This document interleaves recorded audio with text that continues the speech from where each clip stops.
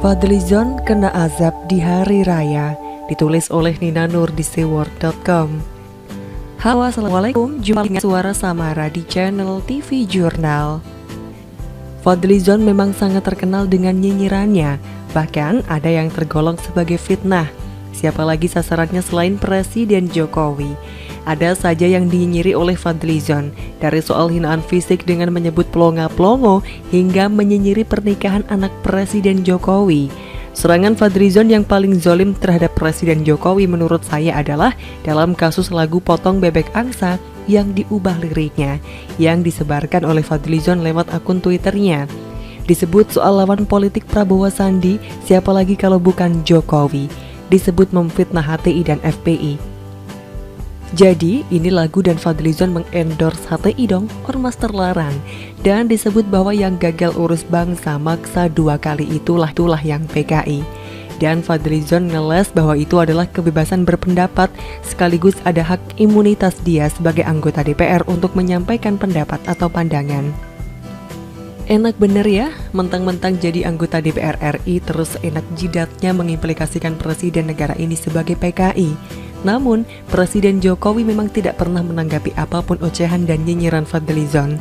Which is, saya sangat setuju dengan langkah ini. Cuekin aja biar publik yang menilai siapa yang akhlaknya baik, siapa yang tidak. Saya rasa dengan kelakuan minus seperti itu lebih banyak rakyat Indonesia yang kesel dan mengecam Fadlizon ketimbang memujanya.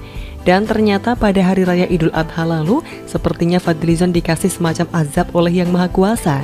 Atas kezolimannya anggap saja saya terpengaruh sama sinetron bertema azab itu ya. Medianya sama dengan yang dipakai buat nyinyir, yakni akun Twitter. Fadlizon mencuitkan sebuah video di mana dia sendiri tampak melakukan penyembelihan hewan kurban, seekor sapi. Pengalaman pertama menyembelih hewan kurban, darahnya muncrat kemana-mana, tulis Fadlizon. Cuitan ini sudah dihapus ya karena mengundang banyak kecaman dari para netizen. Tentu saja masih ada screenshot dari netizen dan ada pula video dari media kumparan.com yang sedikit disensor. Videonya saya taruh di bagian akhir tulisan ini ya. Harus diingat bahwa penyembelihan hewan kurban itu sudah ada tata caranya. Tidak boleh sama sekali ada cara penyembelihan yang jadi siksaan terhadap hewan tersebut. Tata caranya sudah diatur, dari ucapan, alat penyembelihan yang harus tajam, hingga memastikan bahwa hewan itu sudah benar-benar mati. Yang terjadi dalam video Fadlizon adalah nampak menggerakkan pisau berulang-ulang hingga hewan kurban terlihat sangat tersiksa, meregang nyawa hingga menjulurkan lidahnya. Belakangan Fadli menerangkan pisau yang digunakannya untuk menyembelih hewan memang kurang tajam. Harusnya saya bawa pedang atau samurai, tulisnya setengah berkelakar. Video mengundang komentar tidak hanya dari para netizen, juga dari para tokoh publik yang jelas paham akan aturan agama. Menyembelih kurban itu harusnya tahu minimal dengan pisau yang tajam meski pemula sekalipun. Bedakan membunuh demi kesenangan. Mungkin ini bisa jadi pesan bagi Fadlizon, mulai kurangi bicara, banyakin bekerja, tulis Mu'anas Alaidit. Ini cara memotong sangat tidak benar. Akibatnya sangat menyakiti sapi tersebut. Dari semua syarat plus rukun tidak terpenuhi. Pisaunya tidak tajam, bagian yang dipotong tidak benar, cara menyembelihnya tidak benar dan lain-lain.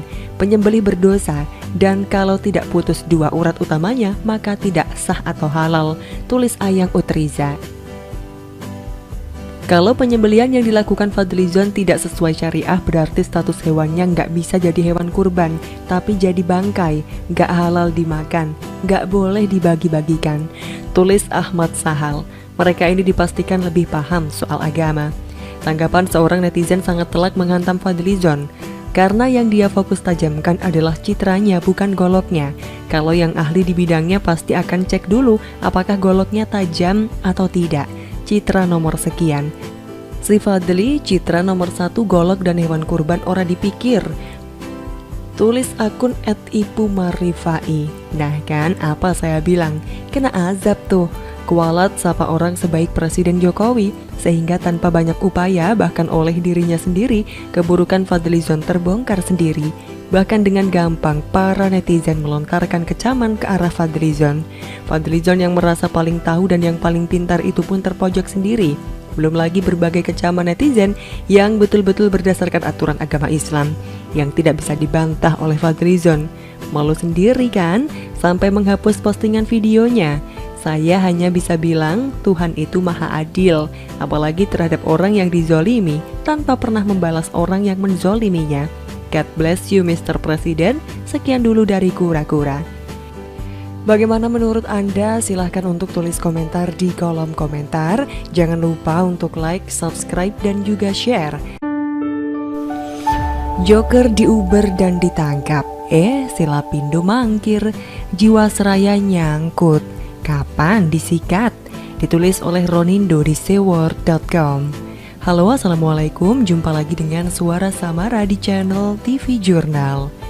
Habis sudah pelariannya Joko Joker Chandra, tamat sudah kiprahnya yang ujungnya ikut menguak aib dan menyeret para petinggi Polri.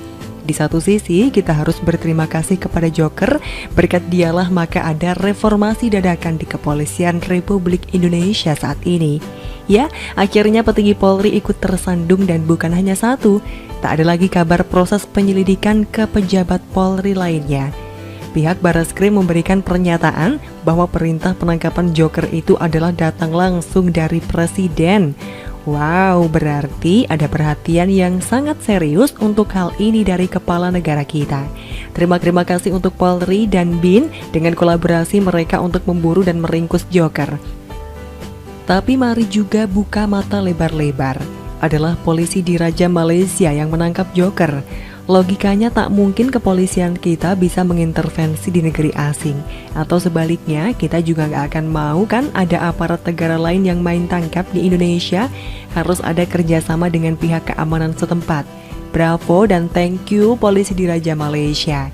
Jadi memang berkat info dari BIN dan Polri, tapi jelas mereka tak bisa leluasa dan punya kewenangan menciduk Joker. Mereka harus meminta tolong atau lebih enak mereka bekerja sama dengan kepolisian di Raja Malaysia.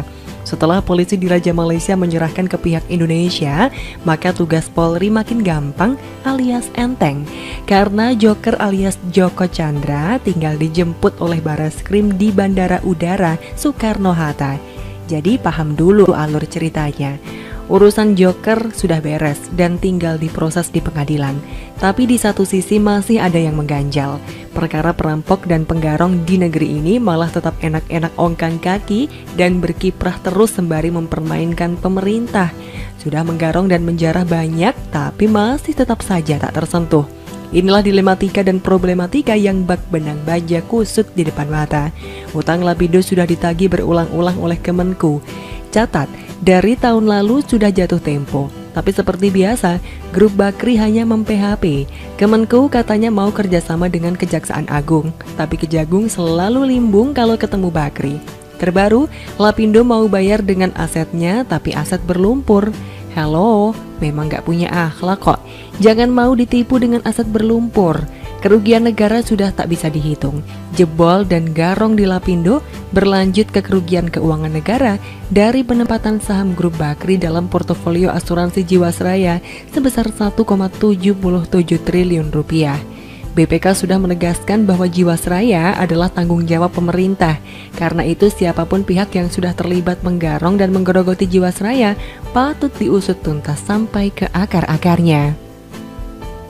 Sinyal Presiden untuk meminta penuntasan kasus Jiwasraya seharusnya membuat Kejagung ikut garang untuk menyisir dan mengusut tuntas pihak yang sudah disebut-sebut di pengadilan. Grup Bakri adalah salah satunya. Grup Bakri ini memang hanya menjadikan negara sebagai sapi perahan, rakyat jadi semut yang diinjak-injak. Bayangkan, negara sudah mengeluarkan anggaran bejibun untuk menanggulangi lumpur Lapindo.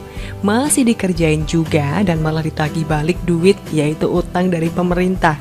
Tahun lalu, Direktur Bakri Group Anindya Novian Bakri menjelaskan pihaknya berkomitmen untuk membayarkan seluruh ganti rugi kepada masyarakat korban lumpur Lapindo sesuai tenggang waktu. Di media ditambahkan lagi, Grup Bakri berjanji lunasi hutang. Semuanya prank, tipu-tipu. Janji besar, komitmen untuk lunasi, tapi bohong besar. Si Direktur Bakri Group Anindya Novian Bakri kini tak ada bunyinya lagi. Bu Sri Mulyani sudah lelah menagih. Upaya Presiden yang menyerukan agar kasus Jiwasraya dituntaskan hanya jadi angin lalu. Memang Kejagung bergerak, tapi tak tuntas, masih belum menyentuh kepada biang kerok yang ikut bermain dalam menggembosi Jiwasraya. Jurus tipuan dan upaya licik menghindar dari tanggung jawab itu terus dilakukan grup Bakri. Itu adalah watak dan karakter dalam nadi berbisnis mereka. Kalau bisa mengeruk keuntungan sebanyak-banyaknya, mengapa tidak? Walaupun rakyat dan negara jadi korban. Pemerintah jangan hanya bersemangat untuk kasus Joker di depan mata, itu malah dibiarkan dan gak diproses lebih lanjut. Mau sampai kapan? Ini bom waktu. Demikian kura-kura. Bagaimana menurut Anda? Silahkan untuk tulis komentar di kolom komentar. Jangan lupa untuk like, subscribe, dan juga share. Selamat pamit, wassalamualaikum warahmatullahi wabarakatuh. Bye.